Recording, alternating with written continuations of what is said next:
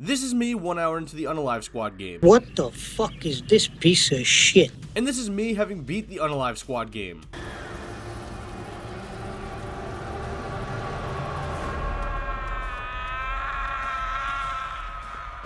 Look, this game has been getting a lot of bad press as of late. From the fact that no early access codes were given out to reviewers, it's a live service game, frame rate drops, repetitive gameplay, weird bugs in its multiplayer, and well, this game does a lot of bad, but I don't believe it's outright awful. If I had a scale of slamming a jammin', it's Imagine Dragons.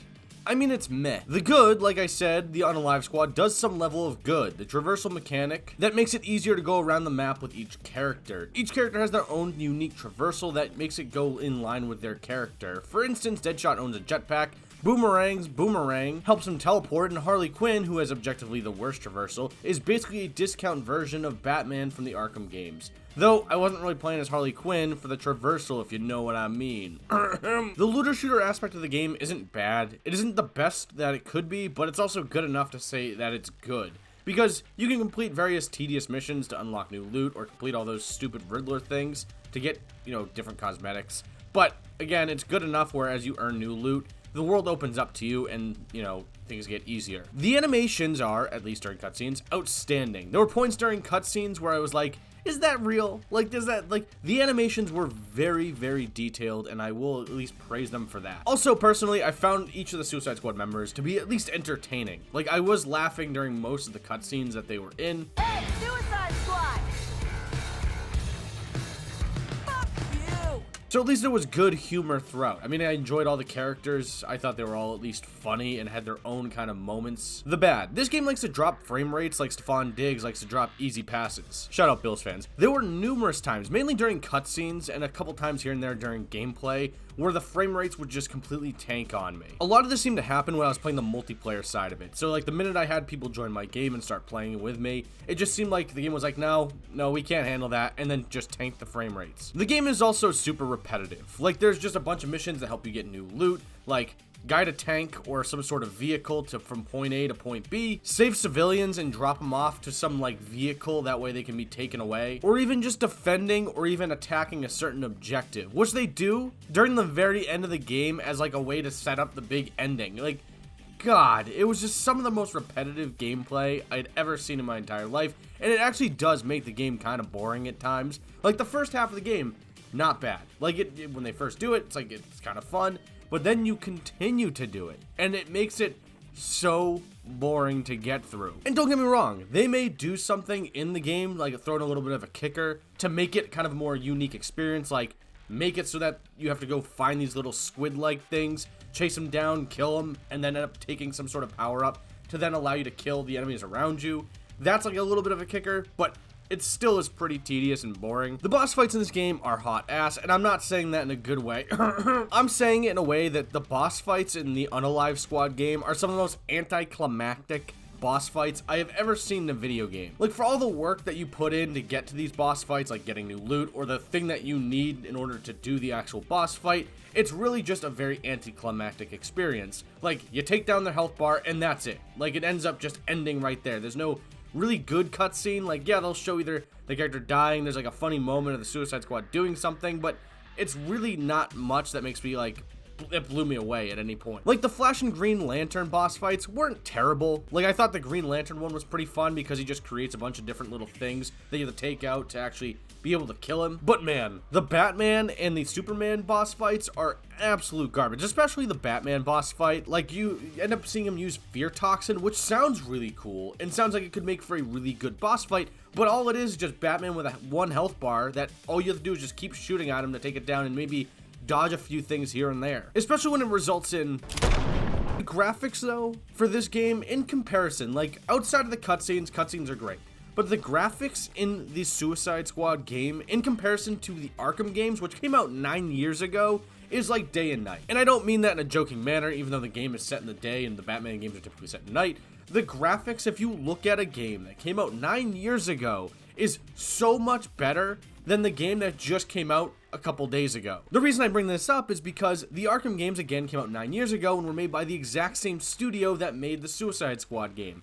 And it is literally the difference in the attention to detail from that game to this game is just like, it blows my mind. But let's talk about the big thing that everyone's been talking about since it got leaked on the internet like a few months ago, is the Batman death. Batman dies in this game. I know that might be like a big shock to a lot of people for a game that's called The Suicide Squad Kill the Justice League. I know it's a shock that you kill a Justice League member, but the Batman death in this game is like, okay. It's like a slight disservice to the character that is set in the Arkham universe. Maybe it's just my own personal expectations being high for the character that I heard was in the Arkham universe being in this game, that they would at least do some sort of service to the character instead of just blowing his brains out on a park bench. Maybe I had this feeling that this Batman, the one that we had experienced in the Arkham games, would come to or find a way out of it, much like he did with the Fear Toxin, and sacrifice his life in order to save the Suicide Squad. But it doesn't happen, and ends up just him getting shot in a park bench. Again, just taking a character that's so beloved by so many different fans and so many different players of the Arkham games, and this is how you take him out,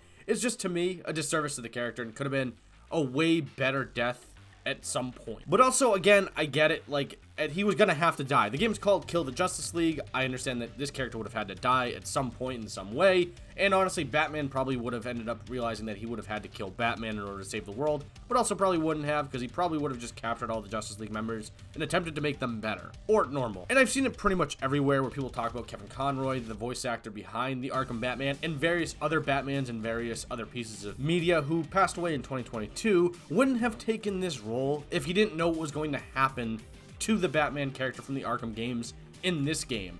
And I don't know that. None of us know that. We don't know why he took the job. Maybe because he had been playing Batman for so long that he felt like he needed to. Maybe he felt like it was a good way to end the character. Or maybe he was pitched one thing and it led to another thing. Something similar that happened to Mark Hamill with Luke Skywalker. We just don't know. And to be honest, just as a fan of the Arkham games, I'm not going to say that Kevin Conroy did a bad job. He did a very good job in this game, and I think the Batman in this game is still pretty cool.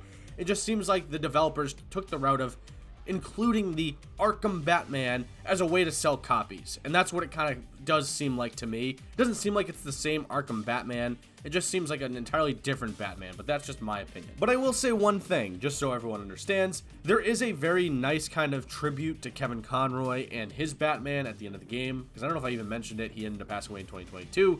And it's a really nice tribute, I think, to the voice actor and the characters he portrayed for so long and really entertained so many people with his great portrayal of the character. Speaking about the Arkham games a little bit, it does feel like that the Suicide Squad game likes to spit in the face of the Arkham games at every chance it gets. Because when you're doing things like the Batman death that I thought was a disservice to the character, bring back Poison Ivy as just a child because you end up basically turning her into Groot, or even including characters like the Penguin that just seem like crappy versions of the Penguin, or even that Arkham Museum that just feels like the entire time I went through it, I was like, this is a slap in the face. It just seems like they were basically mocking the Arkham games. At least that's how I felt. And then you have the ending. The ending to the Suicide Squad game is the most egregious, most shitty way to end a game. It is the biggest middle finger to anyone that played this game.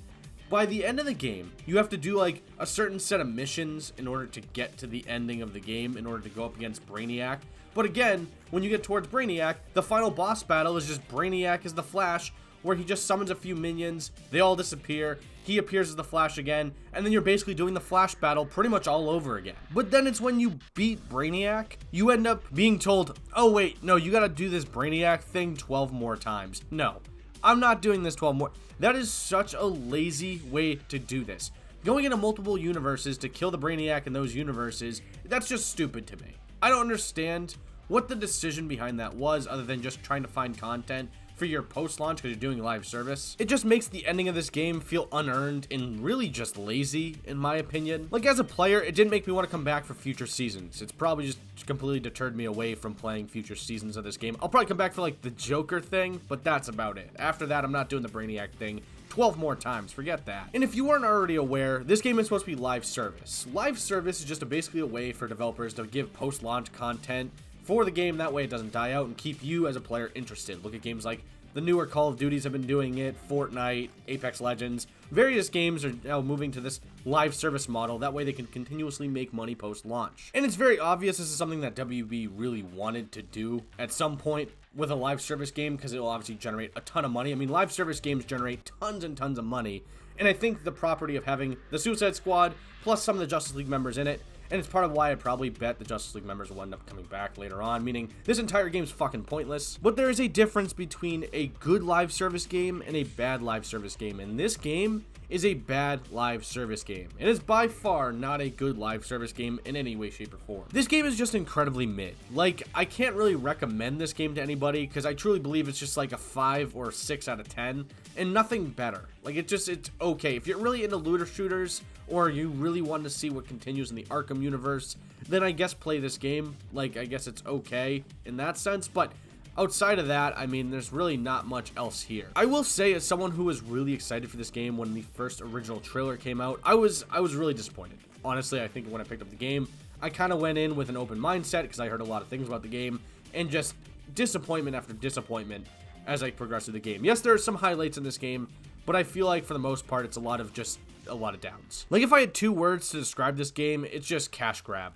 And that's about it. Like, I think they just really wanted to bank on the whole live service thing and take a property full of characters that I guess people would gravitate towards. One last thing, this game had every opportunity to be something really, really special, but man, they fumbled the bag big time. I mean, you include things like the Justice League, the Suicide Squad killing the Justice League, and you had like a really perfect equation for a great and a really fun game. But man, Rocksteady, what happened? Like, this is not the same studio that developed these games. But I'd love to know what you have to say in the comment section below. What did you think of the Unalive Squad game? Do you think it's good or bad? Let me know what you think in the comment section below. And if you enjoyed the video, great. Maybe consider leaving a like. Maybe consider subscribing because it helps out the channel. And if you didn't enjoy the video, well, it's not getting much better than this. Thanks for watching, and well, bye. Are we done with your bad stand-up routine? Almost. But you always gotta end on your best joke. What, we some kind of Suicide Squad?